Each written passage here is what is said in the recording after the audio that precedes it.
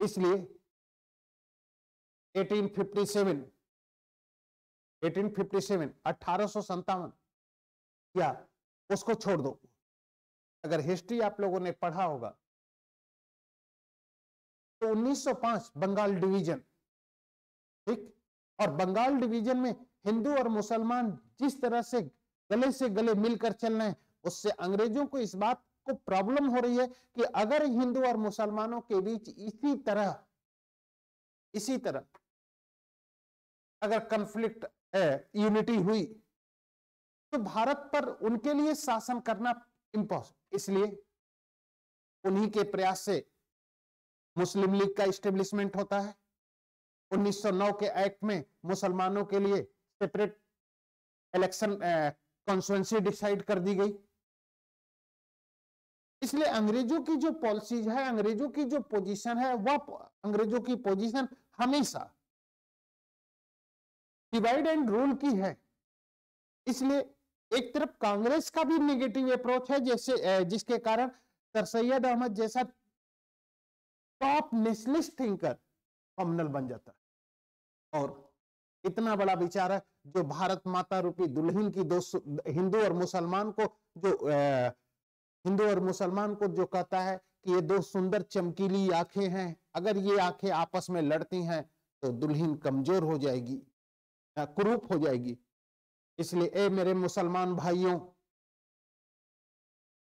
हिंदू और मुसलमान भारत माता की दो कौम है। अब इतना बड़ा विचारक, इतना बड़ा नेशनलिस्ट थिंकर कैसे कम्युनल बन गया, ये तो सोचना है कि नहीं। और क्या ये कंपैरिजन सही नहीं है कि हिंदू आर्य के रूप में इस देश में आए हैं, मुसलमान लुटेरे के रूप में आए हैं, लेकिन दोनों ने इस देश को क्या कर लिया। अब फिर यहीं पर रह गए, यहीं पर बस गए और इसी भूमि पर जन्म लेते हैं और इसी के गंगा यमुना के पवित्र पानी को पीते हैं, गंगा यमुना के भूमि पर उत्पन्न अनाजों को खाते हैं और फिर यहीं पर जन्म लेकर यहीं पर खप जाते हैं, मर जाते हैं। इसलिए उन्होंने मुसलमानों से कहा मैं भी हिंदू। सर सैयद अहमद का कमेंट है कि मैं भी हिंदू हूं, क्योंकि इस भूमि पर जो भी रहेगा वह हिंदू होगा, इसीलिए तो हिंदुस्तान नाम पड़ा। समझ भाई, हिंदुस्तान का मतलब क्या है कि इस भूमि पर रहने वाला हर व्यक्ति क्या है कि नहीं। के बाद वह सांप्रदायिक बन जाता, कम्युनल बन जाता। तो उसमें अंग्रेजों की भी डिप्लोमेसी है और कांग्रेस के लीडर की भी। इसलिए तो ये नाम पड़ता है, समझ हो कि नहीं, हिंदुकुश, ठीक। इसलिए जब भी माइनॉरिटीज क्लास की बात आती है तो सर सैयद अहमद का विचार आता है, ठीक। नेक्स्ट आर्टिकल 32 खत्म हो गया। फंड दे सकती है तो माइनॉरिटीज के इंस्टीट्यूट, सीएमएस तो नहीं है ना, सीएमएस माइनॉरिटीज इंस्टीट्यूट नहीं, किसी भी नागरिक को हर मूल वंश, समझ रहे हो, जाति के आधार पर एडमिशन से सिर्फ उन्हीं को नहीं और भी एडमिशन के लिए नहीं रोक सकते। ये कर सकते, नहीं कर सकते, लेकिन अगर फंड पाते हैं तो नहीं करेंगे। हाँ सभी पाते हैं तो सबको फॉलो करना पड़ेगा, सबको fund. Government aided school with management of state, but this educational institute is the establishment of the trust और मठ, ठीक। संवैधानिक संरक्षण का अधिकार, राइट ऑफ कॉन्स्टिट्यूशनल रेमेडीज, 32। तुम लोग लिख लो जी, हिंदी वाले, कि भारतीय संविधान की आत्मा है। आप लोग लिख लीजिए, soul of Indian constitution according to Ambedkar. Ambedkar का विचार है, in this article is the soul of the Indian constitution. यार एजुकेशनल इंस्टीट्यूट का है, कंपनियां और एजुकेशनल इंस्टीट्यूट में डिफरेंस नहीं है, सिर्फ माइनॉरिटीज। और मैंने तुम लोग कही, आपके यहां प्रोसीजर स्टेब्लिश्ड बाय लॉ है, कर सकते हैं। मैंने डीएवी का नहीं दिखाया, एलपीएस का नहीं दिखाया, क्या कहा जाता है, मिशनरी स्कूल का होता है कि नहीं? करता नहीं है, क्योंकि कोई भी नहीं कर पाएगा। अभी असम गवर्नमेंट ने सभी पर ये रिस्ट्रिक्शन लगा दिया, सब पर, ठीक। अब आर्टिकल 32 गवर्नमेंट से मेट थोड़े लेते हैं कि हम गवर्नमेंट के रूल रेगुलेशन रेमडीज, ठीक। यह आर्टिकल सुप्रीम कोर्ट को प्रोवाइड द पावर, ठीक। और इस बेस पर सुप्रीम कोर्ट, आप लिख लीजिए फर्स्ट पॉइंट, हैबियस कॉर्पस, तुम लोग लिख लो, बंदी प्रत्यक्षीकरण। हैबियस कॉर्पस, बंदी प्रत्यक्षीकरण। दूसरा, मैंडमस या परमादेश। तीसरा, प्रोविजन या प्रतिषेध, नेक्स्ट, टेरिटरी या उत्प्रेषण। लास्ट है क्यू वारंट और अधिकार परीक्षा, उत्प्रेक्षा, अधिकार परीक्षा, अधिकार परीक्षा, उत्प्रेषण, सेरेटोरी, उत्प्रेषण बताएंगे, अभी बताएंगे, ठीक है। हैबियस कॉर्पस की रीट का मतलब होता है अरेस्ट पर्सन को 24 आवर्स के अंदर मजिस्ट्रेट के समक्ष प्रेजेंट करना, ठीक। एनिमीज, हैबियस कॉर्पस की मीनिंग है कि सशरीर न्यायालय के समक्ष उपस्थित कर दो, ठीक।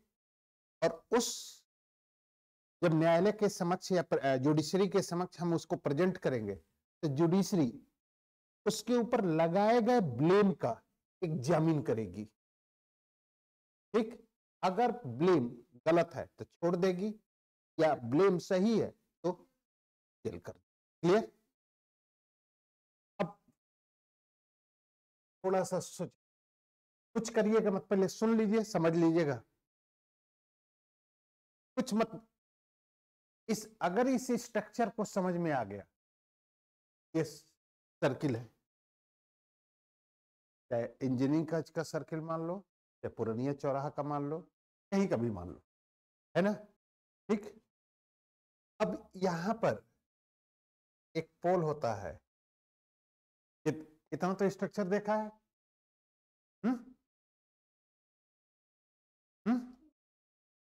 ठीक। इतना अगर समझ में आ रहा है तो 3 रीट समझ में आ गई, मैंडमस, प्रोविजन और सेरेटोरी, ठीक है। और चौथा फिर मैं समझा दूं, पहले रुक जाओ, 1 मिनट, इसको हम एक तरीके से, भारत, अब सही हो गया ना?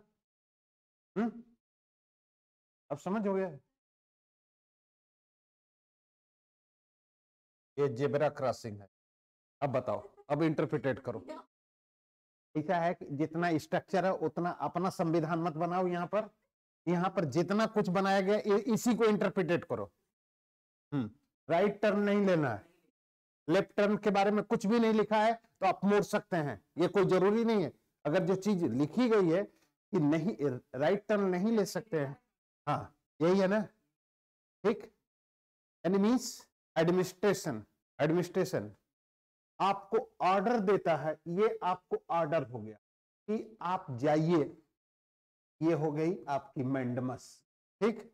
यहां पर है no right turn, no right turn, clear. ये हो गया आपका प्रोविजन, ठीक। बट राइट टर्न ये हो गई टेरिटोरी।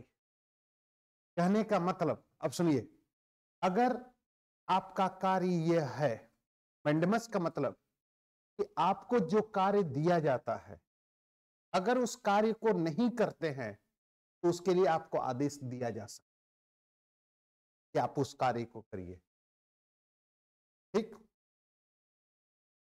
क्लियर। अब जस्ट लाइक एक सिचुएशन समझना, ए ऑफिसर है, इस ए ऑफिसर का वर्क ए ऑफिसर है और उसका वर्क 1 2 3 4 5 है।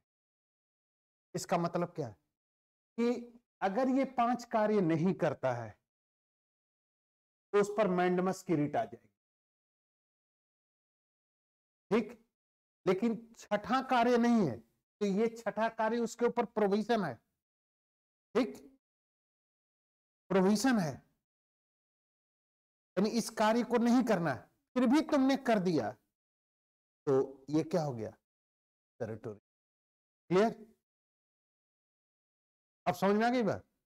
यानी जैसे आप कंटोमेंटल एरिया में आप जाओगे, यहां पर लिखा है प्रोहिबिटेड एरिया, लिखा रहता है ना कि ये प्रतिषेध, आप घुस नहीं सकते, फिर भी आप घुस गए तो वो क्या हो जाएगा, उत्प्रेषण हो गया, टेरिटोरी हो गया, ठीक। यहां तक कंसेप्ट समझ में आ गया। अब क्राइम और प्रिटेंटिव डिटेंशन, अपराध और निवारक निरोध। देखिए अपराध क्या होगा, अपराध क्या है, इस रिट के अनुसार अपराध क्या है, मैं पूछ रहा हूं कि रिट के अनुसार अपराध क्या है। मैं पूछ रहा हूं कि क्राइम क्या है, अपराध क्या है, वो तो सब जानता है। मैं आर्टिकल 32 के अनुसार अपराध क्या है, क्राइम क्या है, मैं पूछ रहा हूं कि आर्टिकल 32 के अनुसार क्राइम क्या है, क्राइम क्या है। अगर 32 के बिहाफ पर तुम्हें क्राइम को डिफाइन किया जाए, डिफाइन करना हो तो क्या बताओगे, क्या है जी, क्राइम उत्प्रेषण है। क्राइम कब होगा, जब कानून का उल्लंघन होगा। उल्लंघन कब होगा, जब तुम कार्य कर दोगे। और उत्प्रेषण में क्या होता है, जो कार्य नहीं करना था फिर भी कर दिया, क्राइम नहीं हो गया। यही तो मैं पूछ रहा हूं भाई। भाई क्राइम तो यही है ना कि वायलेशन ऑफ लॉ, बिना कार्य किए आप लॉ का वायलेशन कहां कर रहे हो, तो कार्य का हो जाना। और क्राइम कहता है कि इस कार्य को नहीं करना है फिर भी आप कर दे रहे हो, कहां, टेरिटोरी। तो तुम प्रोविजन बोल रहे हो, प्रोविजन हम पूछ रहे हैं, टेरिटोरी तुम कार्य हो गया। तो कार्य हो जाने का मतलब जब तक कार्य नहीं होगा तब तक कानून का उल्लंघन नहीं होगा। और जब तक कानून का उल्लंघन नहीं होगा तब तक अपराध कैसे। टेरिटोरी क्या कहता है कि इस कार्य को नहीं करना है, जैसे नो राइट टर्न, आपको नहीं मुड़ना है, अगर मुड़ गए तो क्राइम हो गया कि नहीं। और ये हो गया क्या, इसका मतलब हो गया कि किसी भी ऑफिसर को या किसी भी न्यायालय को अपने अधिकार क्षेत्र से बाहर जाकर कार्य नहीं करना है। जैसे छठा नंबर इनके लिए क्या हो गया, इनके एरिया से क्या हो गया, बाहर, तो इसे नो प्लस फिर भी डू कर दिए तो नो हो गया प्रोविजन, टू हो गया सर्टोरी। समझ में आ गई? यानी इसे नहीं करना है। अब 1 से लेकर 5 तक अगर नहीं कर रहे हैं तो मैंडमस की रिट आ जाए। क्लियर? जैसे जैसे अब सुनना, एक फिर मैं बताता हूं, समझ में आ रहा है कि नहीं? घूम रहे हो, अब मैं 2 चाटा जड़ दिया, नहीं 2 चाटा जड़ दिया, क्या मैंने क्राइम कर दिया? लड़ लगी ना? तुम स्टूडेंट हो, तुम्हारा काम घूमना नहीं है, ये प्रोविजन था। घूम रही हो, यह सर्टोरी है। तुम पढ़ नहीं रही हो, पनिशमेंट पा गई, ये मैंडमस था। अब समझ में आई? समझ में आया कि नहीं? तुम स्टूडेंट हो, तुम्हारा वर्क ही ये 5 है, लेकिन ये 5 नहीं करके छठा काम कर रही हो, अंबेडकर पार्क में टहल रही हो। इसका मतलब कि अपने अधिकार क्षेत्र से बाहर जाके काम कर रही हो, जिसे तुम्हें नहीं करना है। ये क्या हो गया तुम्हारे लिए? टेरिटोरी हो गया कि नहीं? तुम्हें अंबेडकर पार्क नहीं जाना था, ये प्रोविजन हो गया। तुम्हें पढ़ना था, ये मैंडमस है। कह रहे हो कि बिना गलती के मार दिए आप। तो घूमने का मतलब क्या है? दिन भर तुम सड़क पर निकलो, तो मैं क्या कहूंगा इसे कि चकबंदी ऑफिसर में अपॉइंटमेंट हो गई कि सड़क नाप रही है। ठीक, अब एक चीज बताओ, ठीक यहां तक मैं सही हूं, ठीक, मैंने मार दिया, तुम कहो कि सर डिक्टेटर है, अमूमन होगा। कल तुम्हारे फादर आके पूछें कि मैं सिर्फ आपके वजह से अपनी बेटी का एडमिशन कराया हूं और वह घूम रही है, तो मैं क्या जवाब दूंगा? इसका जवाब बता दो, इसका जवाब क्या? मैं अपने कर्तव्य का पालन नहीं कर रहा हूं। टीचर होने के नाते आपको स्टूडेंट को अंडर में रखना आपकी रिस्पॉन्सिबिलिटी है, तो मैंने अपने कर्तव्य का पालन कहां किया? मेरे ऊपर मैंडमस लग जाएगा? नहीं, जब घूमोगी तो टेरिटोरी, ठीक, क्योंकि घूमना तुम्हारा काम नहीं था, घूमना नहीं काम था, ये प्रोविजन है। तो जो काम नहीं करना था वह कर रही हो, ये टेरिटोरी है, ठीक, और जो करना है उसे नहीं कर रही हो, वो मैंडमस है। समझ में आई बात? समझ में आ गई बात? अब रिट क्लियर हो गई 4। अब हुआ ये इनका पड़ोसी कहेगा कि इनका लड़का ये तांडव करेगा, इनके विरुद्ध एक झूठी कंप्लेन दाखिल की। ठीक, अब कंप्लेन आ गई, ब्लेम तो लग गया, और उस ब्लेम का एग्जामिन कौन करेगा? जुडिशरी करेगी। तो जब तक उस आरोप का निर्णय नहीं हो जाता है, तब तक यह उस पद पर अपने अधिकार को बनाए रखने के लिए एक स्टे ऑर्डर लेते हैं। ठीक, वही स्टे ऑर्डर की वारंट। समझ में आ गई बात? तो उसके बाद जो अब ब्लेम झूठी लगी तो उस पर चल जाएगा मुकदमा, क्योंकि हर पद के लिए क्वालिफिकेशन डिसाइड है। इसका मतलब क्यू वारंट का मतलब होता है कि post and examine the post and qualification. नहीं, वो तुम कैसे प्रूफ करोगे नहीं कर रहा है? काम तो हो रहा है, कहेगा कि मैं किया हूं। इसलिए जो दूसरे से करवाता है उससे सिग्नेचर नहीं करता है, सिग्नेचर अपने करता है। इतना नहीं होने वाला। हाँ, क्लियर? समझ में आ गई पांचों रीट? अब हेडिंग डाल दीजिए, suspension of fundamental suspension of fundamental right, मौलिक अधिकारों का निलंबन। ठीक, मौलिक अधिकारों का निलंबन। ठीक है, अब general condition and emergency provision, article 352, national emergency, president rule in state, 356 emergency, article 360, ये है base, article 355 and article 36। General condition में क्या है, आर्टिकल 33 एंड आर्टिकल 34, और 34 में आ जाएगा, ये मोस्ट इंपॉर्टेंट है, ये आपकी किस्मत खराब रहेगी कि ये क्वेश्चन नहीं पूछा जाएगा, क्योंकि इसमें दो क्वेश्चन ऐड होते हैं, एक ये है एक ये है, दोनों चीज पूछ लेगा एक ही चीज। किसी पार्टी में जाती हो तो क्या करती हो? मान लो मैयत की है, तेरामी है, रोना आएगा, तभी खाना मिलेगा, नहीं तो वो भी नहीं मिलेगा।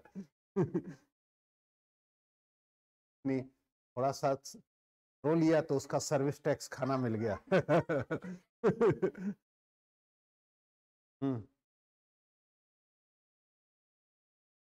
आंख में से पानी गिरे ही नहीं तो। तुम जी क्या करती हो? मैयत, बर्थडे या कोई, अब मैयत में गिफ्ट नहीं जाता, जाता है कि नहीं? फुल खुशी है, उसकी डेड बॉडी है क्या? तुम अपना बताओ ना, मुस्लिम दूसरे की बात छोड़ दो। मैं पार्टी बोला हूं, पार्टी में क्या कर, पार्टी में अगर, क्योंकि एक चीज बताओ, तुम लोग के हिसाब से पार्टी का मतलब होता है खाना खाना, तो जी क्या एंजॉय करा तो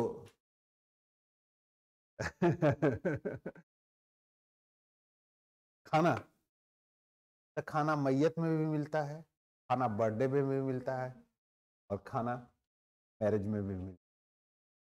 तो यही चीज तो मैं जानना चाहता हूं। बोलो अलंकार, पार्टी में जाते हैं तो क्या करते हैं?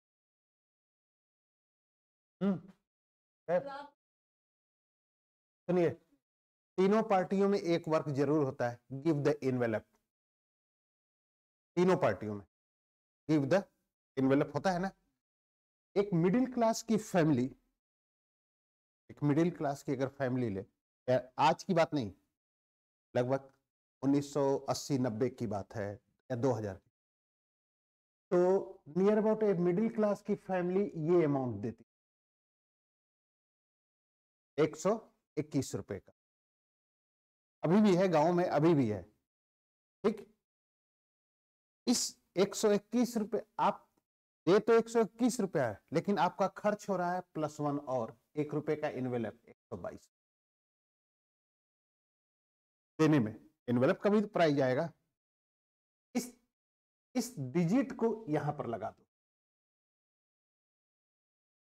1 2, क्लियर? ठीक, अब सुनो, अगर आर्टिकल 352 के अंतर्गत प्रेसिडेंट नेशनल इमरजेंसी को डिक्लेयर करता है, तो 1 माह के अंदर संसद के दोनों सदनों द्वारा पारित हो जाए, नहीं तो अपने आप खत्म। यदि प्रेसिडेंट आर्टिकल 356 के अंतर्गत किसी स्टेट में प्रेसिडेंट रूल लगाता है, तो पार्लियामेंट के बोथ हाउस द्वारा दोनों हाउस में 2 माह के अंदर उसे पारित हो जाना चाहिए, और ये भी 2 माह। इसलिए अब किसी पार्टी में जाओगे और इन्वेलप दोगे तो कम से कम इमरजेंसी तो जरूर याद आएगी। कि अब उसका अमाउंट देखोगे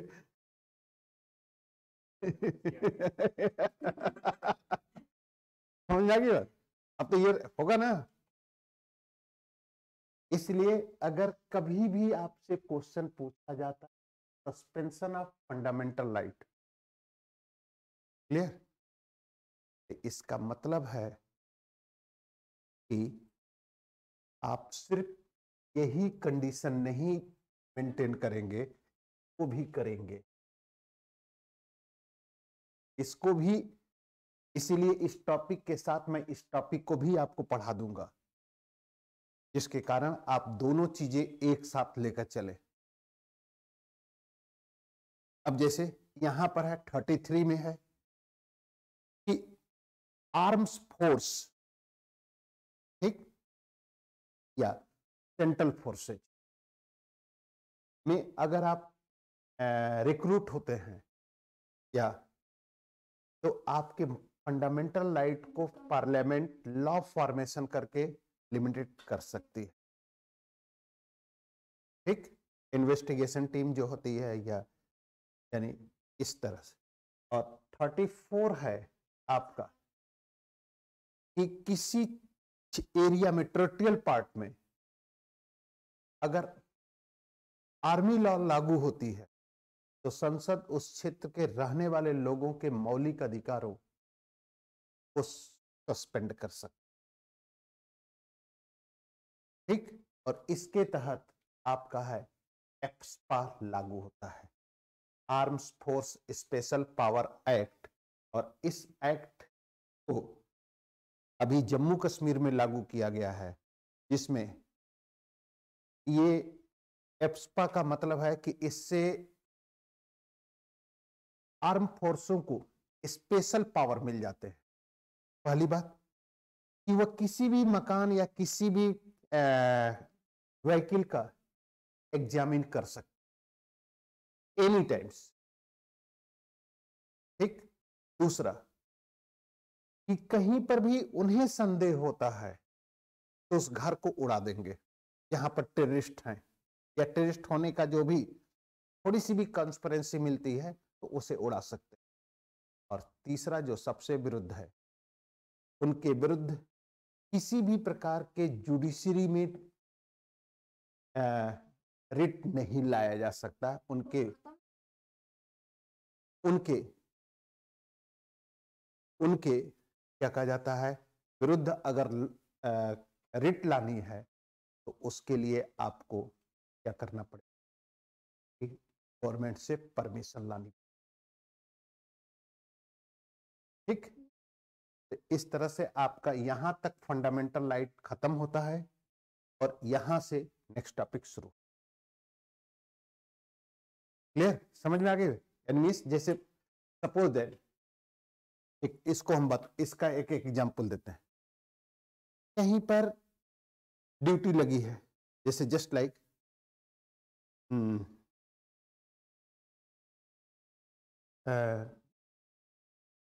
एक सिचुएशन, सबसे अच्छा एग्जांपल आ गया याद दिमाग।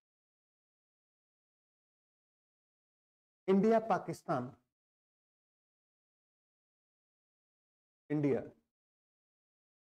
वर्सेज चाइना का वार चल रहा है, ठीक। वार चल रहा है, सेना का जवान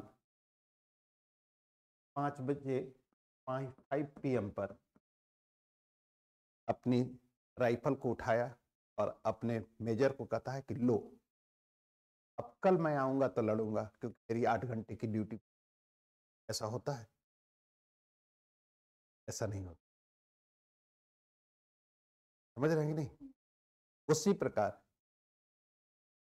अगर किसी स्थान पर कर्फ्यू या मार्शल लॉ लागू होता है तो पुलिस वाला 8 घंटे से अधिक समय तक ड्यूटी करता रहेगा जब तक कि उसका सब्स्टिट्यूट नहीं आ जाए। जैसे अभी राम मंदिर के उद्घाटन में पुलिस वालों की ड्यूटी 8 घंटे से ऊपर थी। आप उस समय नहीं कह सकते कि मेरा अधिकार है कि मैं फंडामेंटल राइट है कि मेरा 8 घंटे से अधिक की ड्यूटी मैं करूं। ठीक है, नहीं ये आर्टिकल 34 33 यानी सेंट्रल आर्म्स फोर्सेज या इन्वेस्टिगेशन जैसे गुप्तचर संस्थाएं, इंटेलिजेंस ब्यूरो जो होते हैं, उनकी ड्यूटी कभी टाइम नहीं होती कि 8 घंटे से अधिक का आप काम करें। नहीं होता है। तो ये चीजें ये 33 का है। इसीलिए पुलिस वाले को जानते हो क्या होता है, 13 मंथ की सैलरी मिलती, नॉट 12 मंथ की। 13 महीने की सैलरी उनको दी जाती है। 12 महीने तो है ही है, उनको छुट्टी बहुत कम मिलती है, उनकी ड्यूटी बहुत होती तो 1 महीना और बढ़ा दिया जाता। समझ आई बात? तो ये चीजें